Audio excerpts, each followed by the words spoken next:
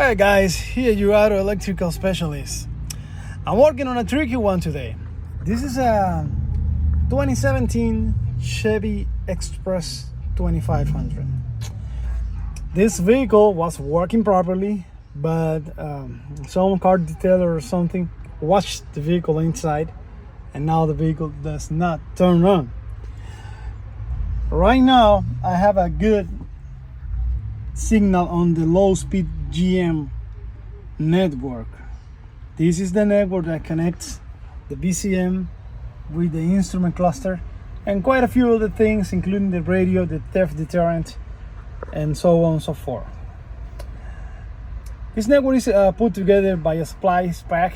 It's that little yellowish thing on the seat there.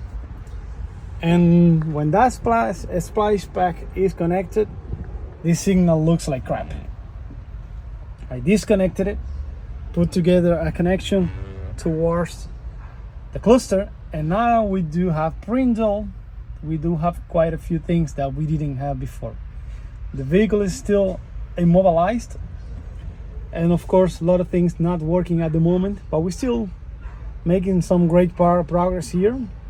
Now we need to kind of go around that communication line and see which one it's broken, because one of those lines are either in short or open or to ground or leaking some power on it, because when you have the splice pack on it, this is not working at all.